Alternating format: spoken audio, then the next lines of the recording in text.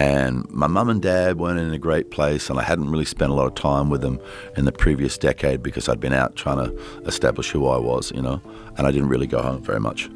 And so what I did is I decided instead of buying an apartment in the city, I'd buy 100 acres in the bush, and my mum and dad could go and live there, and basically they could start fresh and have a sort of a new experience. At 61, Russell Crowe has shifted from Hollywood into a peaceful life on a 1,000-acre property in Australia. He once dominated the film industry, having roles in movies like Gladiator and winning Oscars. Instead of seeking fading fame, Crowe has embraced a quieter life. In this video, we explore how he traded the red carpets for nature and found a role that truly matters to him. Rise of the Warrior. Our story starts in Melbourne, not Rome. In 1992, 28-year-old Russell Crowe burst onto the scene as Hando, a violent neo-Nazi and romper stomper. His frightening performance was so real that the police kept an eye on him for months.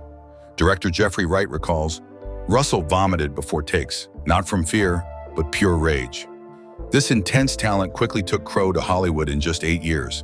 In 1997, he played Detective Bud White in LA Confidential. His fierce portrayal stole the spotlight from Kevin Spacey. Producer Curtis Hanson said, "That Aussie's a grenade with the pin pulled." In 2000, Crowe starred as Maximus in Gladiator. He practiced sword fighting at 5 a.m. in the hot Maltese sun. When the prop master gave him a rubber sword, Crowe said, "Real steel or I walk," and the studio agreed. In 2001, his role as John Nash in A Beautiful Mind won him an Oscar. He rewrote Nash's breakdown scene at 3 a.m., saying, "The madness needed whispers, not screams." Director Ron Howard later said he was right. At 37, Crowe was at the top of Hollywood, becoming the first actor since Marlon Brando to earn back-to-back Oscar nominations for Best Actor. But behind the scenes, a darker side was starting to show. The man behind the myth. Russell Crowe was known for his intense and unpredictable nature, similar to a Category 5 hurricane.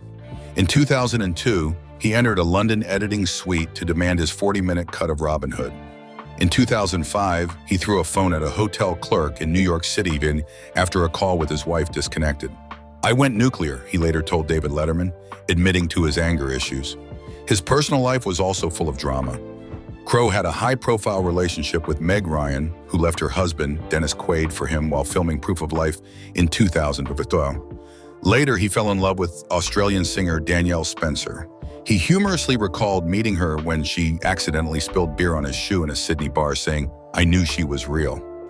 After his divorce in 2012, Crowe sold many personal items, including Jor-El's armor from Man of Steel and his Golden Globe Award.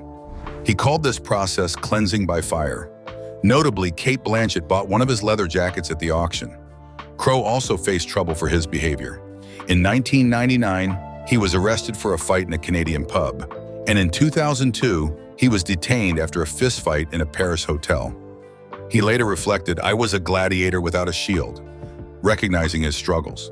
However, he also showed kindness by funding cancer treatments for 3 crew members' children during Master and Commander. By 2005, Crowe owned 7 guitars, including a replica of Jimi Hendrix's famous burnt Stratocaster. He played music every night to help him relax and find peace amidst the chaos of his fame. The Great Escape. After 3 decades in Hollywood, Russell Crowe made a significant change in 2018. He left his luxurious Bel Air mansion and chose a simpler life at his quiet retreat in Nana Glen, 350 miles north of Sydney. This decision came after carefully considering how he wanted to raise his children. In an interview with The Guardian, he said, "I realized my sons were growing up between hotel suites. I wanted them to know soil," showing he wanted them to enjoy a more natural lifestyle. Crowe's large property was once part of a 19th century dairy farm.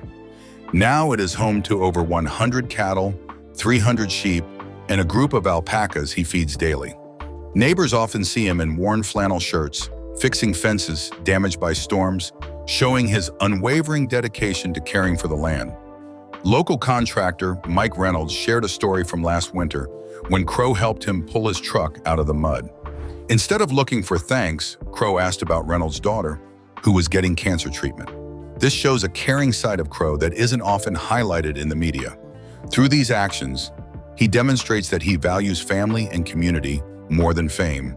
leaving a lasting impression of his kindness on those around him. Rhythm of the land.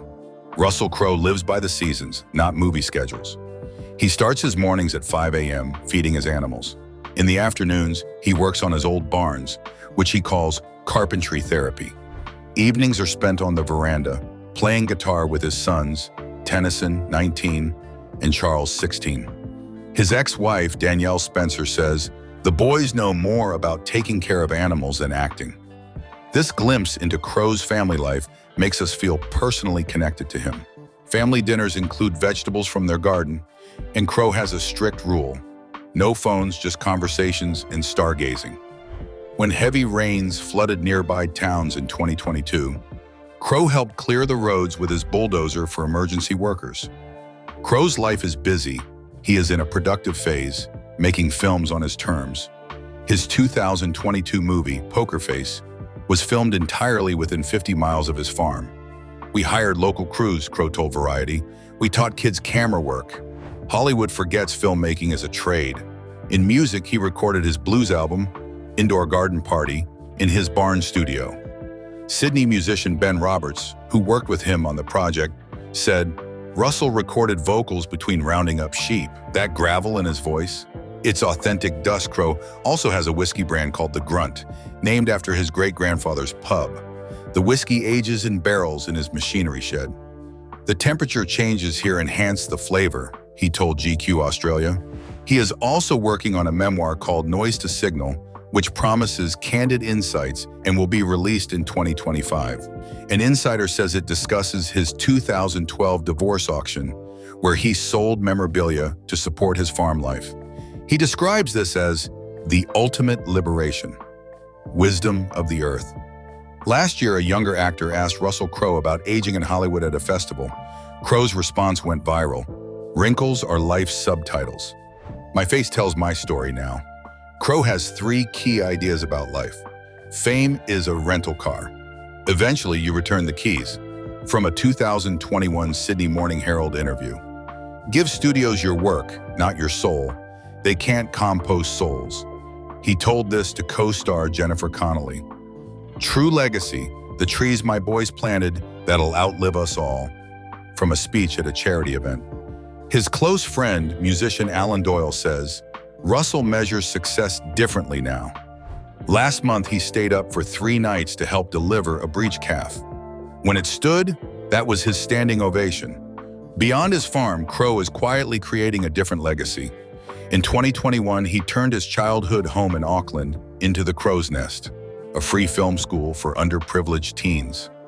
Every July, he hosts 12 students for intensive workshops. "We don't teach acting," he told the New Zealand Herald. "We teach camera repair, lighting rigs, editing, skills that feed families." One graduate, Leilani Tala, landed a job at Netflix. "Mr. Crowe told me, be the grip, not the star. Stars burn out. Grips build worlds." Crowe also supports First Nations culture. He funds the Gumbaynggirr Language Project, which digitizes 19th century recordings of elders. Linguist Clark Webb says, "Russell sat with us for weeks and said, 'These voices outlast any blockbuster.'" As a co-owner of the South Sydney Rabbitohs rugby team, Crowe requires players to volunteer in the community. "I want those scrubbing graffiti, not signing autographs," he said after their 2023 championship. The boy from New Zealand who conquered Rome now finds joy in quiet moments. At age 61, Russell Crowe has achieved a rare feat in cinema. He is stepping back on his terms. As kookaburras sing him home each night, the Gladiator finally puts down his shield. Who else stepped away from Hollywood's spotlight? Share your thoughts in the comments and subscribe for more on celebrity and Hollywood. Don't forget to like the video.